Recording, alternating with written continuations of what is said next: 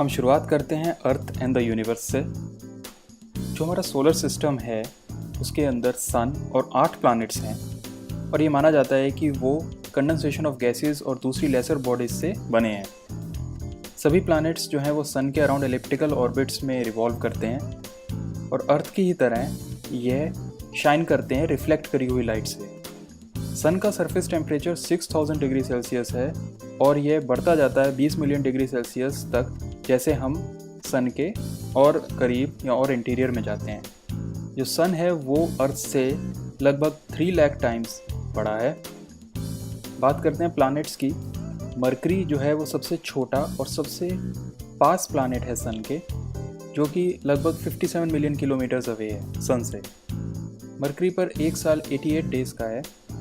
दूसरा प्लैनेट जो कि आता है मरकरी के बाद वो है वीनस, जो कि ट्वाइस डिस्टेंस पर है सन से। तीसरा प्लैनेट है हमारा अर्थ। अर्थ की एक नेचुरल सैटेलाइट है जिसे हम मून कहते हैं और ये ईस्टवर्ड डायरेक्शन में अर्थ के अराउंड रिवॉल्व करती है। हर 27 डेज़ में इसकी रेवोल्यूशन पूरी होती है। जो चौथा प्लैनेट है वो है मार्स।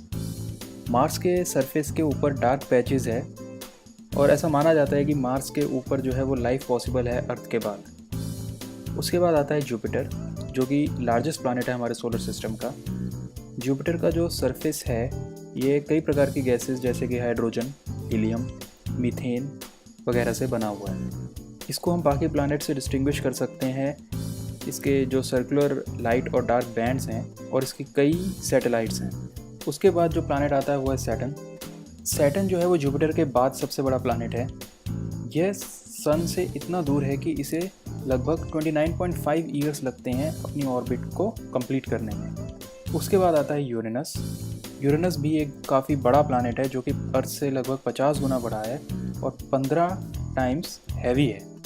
यूरेनस जो है वो सन के अराउंड क्लॉकवाइज डायरेक्शन में ईस्ट टू वेस्ट में रिवॉल्व करता है। इसके बाद आता है नेपच्यून, जो कि यूरेनस जैसा ही है और इसकी 13 सैटेलाइट्स अभी हमें पता है। नेपच्यून एक बहुत ही ठंडा प्लैनेट है। अब बात करते हैं अर्थ की शेप की। हमें तो अब पता ही है कि अर्थ की जो शेप है वो स्फेरिकल है, पर हमें ये पता करने के लिए भी काफ़ी टाइम लगा था। अब तो हमारे पास एरियल फोटोग्राफ्स हैं जो कि रॉकेट्स और सैटेलाइट से हमने लिए हैं, जिससे पता चलता है कि अर्थ जो है वो स्फेरिकल है। लेकिन और भी कई चीज़ें हैं जिनसे हम ये चीज़ इस्टेब्लिश कर पाए कि अर्थ जो है वो स्फेरिकल है। एक चीज़ है सर्कमनेविगेशन ऑफ अर्थ। अगर आप शिप पर एक पॉइंट से चलेंगे तो आप पूरा अर्थ का चक्कर काट के वापस उस पॉइंट पर आ जाएंगे, जो कि तभी पॉसिबल है अगर अर्थ स्फेरिकल हो। दूसरी चीज़, अगर हम किसी ऊंची जगह से हॉराइज़न को देखते हैं तो हॉराइज़न हमें सर्कुलर नज़र आता है, जिसका मतलब है कि अर्थ जो है वो स्फेरिकल है।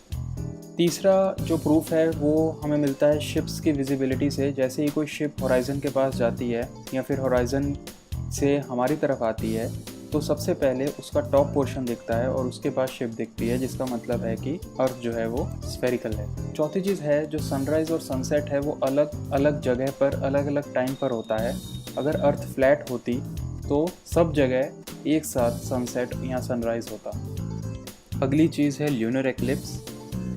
जब ल्यूनर एक्लिप्स होती है तो जो अर्थ की शेडो है मून के ऊपर वो सर्कुलर नज़र आती है, जिससे पता चलता है कि अर्थ जो है वो स्फेरिकल है।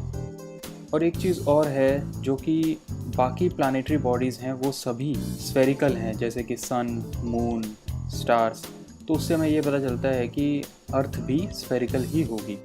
एक चीज़ और है जिससे हम पता लगा सकते हैं कि अर्थ स्फेरिकल है, वो ये है कि अगर हम 3 पोल्स को डिग करें इक्वल डिस्टेंस पर तो जो मिडल वाला पोल होगा उसका जो टॉप है वो थोड़ा ऊंचाई पे नज़र आता है बाकी पोल्स के टॉप से, जिसका मतलब है कि अर्थ जो है वो स्फेरिकल है। अर्थ जो है वो रोटेट करती है अपनी एक्सिस पर वेस्ट से ईस्ट डायरेक्शन में हर 24 घंटे में और इस रोटेशन के कारण हमारे डे और नाइट होते हैं। और दूसरी चीज़, अर्थ रिवॉल्व करती है सन के अराउंड 365 1/4 डेज़ में और इस रिवॉल्यूशन के कारण हमारे सीजन्स और ईयर होते हैं।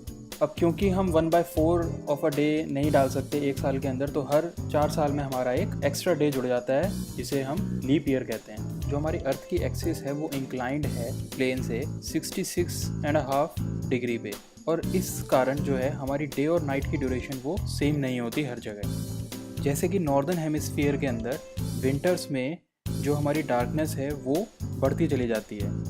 आर्कटिक सर्कल पे जो सन है वो राइज ही नहीं करता 22 दिसंबर को, और आर्कटिक सर्कल से जैसे हम और ऊपर नॉर्थ पोल की तरफ जाते हैं ये डार्कनेस की ड्यूरेशन बढ़ती जाती है। समर के अंदर कंडीशन बिल्कुल उल्टी हो जाती है। आर्कटिक सर्कल के ऊपर सन कभी सेट ही नहीं होता 21 जून को, और जैसे जैसे हम नॉर्थ पोल की ओर जाते हैं ब्राइटनेस की ड्यूरेशन जो है वो समर में बढ़ती जाती है।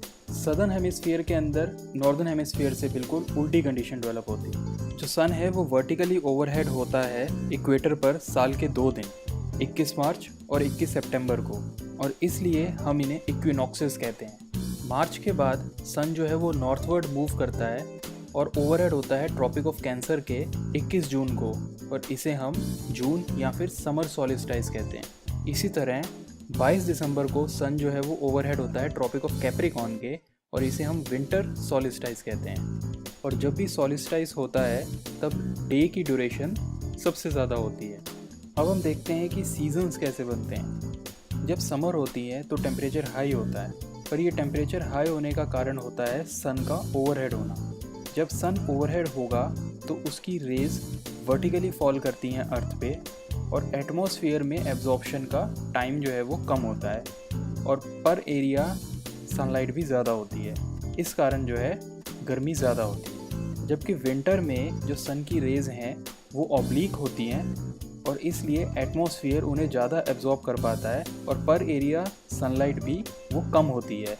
इस कारण टेम्परेचर विंटर्स में कम होता है। एक कारण और है कि समर में जो डे की ड्यूरेशन है वो ज़्यादा होती है, और विंटर्स में डे की ड्यूरेशन कम होने के कारण भी टेम्परेचर कम होता है। अब मान लीजिए अर्थ पे हमें किसी जगह की लोकेशन निकालनी हो तो हम कैसे निकालेंगे। इसके लिए हम इमेजिनरी लाइंस की मदद लेते हैं जिन्हें हम लैटिट्यूड और लॉन्गिट्यूड कहते हैं। वो लाइन जो कि इक्वेटर के पैरेलल रन करती हैं उन्हें हम लैटिट्यूड कहते हैं, और वो लाइंस जो नॉर्थ से साउथ डायरेक्शन में नॉर्थ पोल से साउथ पोल की ओर रन करती हैं उन्हें हम लॉन्गिट्यूड्स कहते हैं। लैटिट्यूड और लॉन्गिट्यूड के इंटरसेक्शन से हम किसी भी पॉइंट की लोकेशन निकाल सकते हैं। जैसे कि दिल्ली की लोकेशन जो है वो 28 डिग्री 37 मिनट्स नॉर्थ और 77 डिग्री 10 मिनट्स ईस्ट है।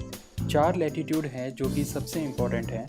ट्रॉपिक ऑफ कैंसर जो कि 23.5 डिग्री नॉर्थ पे है, ट्रॉपिक ऑफ कैप्रिकॉर्न जो कि 23.5 डिग्री साउथ पे है, आर्कटिक सर्कल जो कि 66.5 डिग्री नॉर्थ पे है, और अंटार्कटिक सर्कल जो कि 66.5 डिग्री साउथ पर है। 2 लॉन्गिट्यूड जो सबसे इम्पोर्टेंट हैं वो है प्राइम मेरिडियन और इंटरनेशनल डेट लाइन। 1884 में ये डिसाइड किया गया था कि ज़ीरो मेरिडियन वो होगा जो कि royal astronomical observatory Greenwich London में से पास होके जा रहा है। इसे हम प्राइम मेरिडियन कहते हैं, और इसी से रेफरेंस लेके हम दूसरे मेरिडियंस की मेजरमेंट करते हैं जो कि 0 डिग्री से 180 डिग्री ईस्ट और वेस्ट होते हैं प्राइम मेरिडियन से। अब क्योंकि अर्थ अपनी एक रोटेशन जो है 360 डिग्री की वो एक दिन या फिर 24 घंटे में पूरी करती है, तो इसका मतलब 15 डिग्री जो है वो 1 घंटे में कवर करती है, या फिर 1 डिग्री वो 4 मिनट में कवर करती है। अब क्योंकि हमें डेट्स भी डिसाइड करनी थी तो हमें एक ऐसा लॉन्गिट्यूड चाहिए जिसको क्रॉस करने पर डेट चेंज होती हो। इसको हम इंटरनेशनल डेट लाइन कहते हैं। अगर आप देखेंगे तो इंटरनेशनल डेट लाइन एक सीधी लाइन नहीं है, बल्कि ये थोड़ी जिग-जैग सी है। ऐसा इसलिए किया गया ताकि ये किसी कंट्री से पास ना हो, बिकॉज कंट्रीज़ की एडमिनिस्ट्रेशन में प्रॉब्लम हो जाएगी अगर उनके अंदर ही डेट्स चेंज होंगी तो। अब बात करते हैं स्टैंडर्ड टाइम और टाइम जोन्स की। हर कंट्री ने अपनी कन्वीनियंस के हिसाब से स्टैंडर्ड टाइम सेलेक्ट कर रखा है। ऐसा इसलिए किया गया ताकि एडमिनिस्ट्रेशन और लोगों को आसानी रहे। इंडियन गवर्नमेंट ने जो है 82.5 डिग्री ईस्ट मेरिडियन को जो है स्टैंडर्ड टाइम सेलेक्ट किया है। ये 5 hours 30 minutes आगे है ग्रीनविच मीन टाइम से। पूरी दुनिया वैसे तो 24 स्टैंडर्ड टाइम जोन्स में डिवाइडेड है, पर कई कंट्रीज़ ने एक से ज़्यादा टाइम जोन्स अडॉप्ट किए हुए हैं कन्वीनियंस के लिए, और ऐसा उन कंट्रीज़ ने ज़्यादा किया है जो कि साइज़ में बड़ी है। कनाडा और यूएस में 5 टाइम जोन्स हैं। इंडिया में भी कई बार एक्स्ट्रा टाइम जोन्स को लेकर डिमांड उठती रहती है, क्योंकि आप अगर देखें तो नॉर्थ ईस्ट के लोगों को प्रॉब्लम होती है इंडियन स्टैंडर्ड टाइम्स के हिसाब से एडजस्ट करने में। और इसके साथ हमारा पहला चैप्टर जो है वो ख़त्म होता है।